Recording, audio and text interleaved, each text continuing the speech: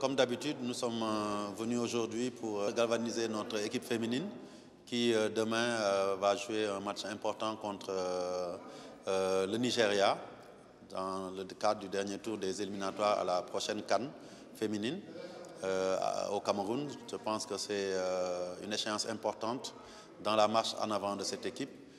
Vous le savez, depuis 2 ans, nous sommes évertués à rebâtir une nouvelle équipe féminine à partir des jeunes de moins de 20 ans et renforcée par les anciennes.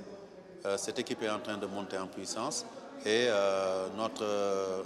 l'objet de notre visite, c'était de venir leur parler, les galvaniser pour qu'ils puissent jouer ce match sans complexe et donner le meilleur. On sait que le Nigeria fait partie des meilleures équipes féminines d'Afrique, mais avec beaucoup d'engagement, de foi, et avec le talent qu'on leur connaît, nos féminines peuvent les bousculer et c'est ça l'objectif, faire un bon résultat à Dakar.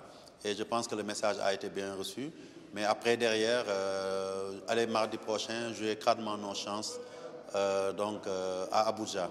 Et je pense que déjà avant la Guinée, le match contre la Guinée, au tour précédent, une bonne préparation avait été faite. Mais dès qu'elles sont sorties de leur opposition contre la Guinée, cette équipe... ces joueuses ont été regroupées ici à Toubab Dialaw et n'en sont plus sorties. Donc pratiquement elles sont en regroupement depuis 2 mois. Elles ont eu à travailler dans des conditions optimales ici au centre, dont les conditions s'améliorent de jour en jour. Et aujourd'hui, je pense qu'au niveau de la motivation mentale, mais aussi athlétique et tactique, rien n'a été donc négligé.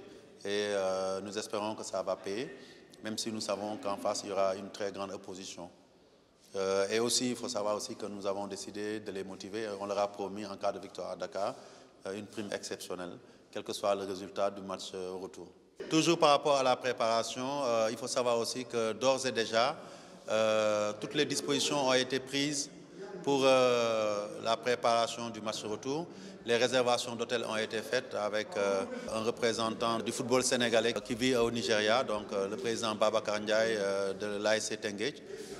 Nous avons aussi réglé avec le ministère les nécessités du voyage et en principe, dès le soir du match, allez vendredi, demain soir, nos filles vont quitter pour se rendre directement à Abuja et entrer de plein pied dans le match retour. Tout ce qui était nécessaire en termes de primes, d'indemnités, aussi bien pendant le séjour ici, les indemnités de préparation, que les indemnités de participation au match ont été mobilisées et payées aujourd'hui par les comptables de la fédération. Le ministère a réglé aussi les billets pour que l'équipe puisse partir vendredi soir. Donc je pense que tout est au point.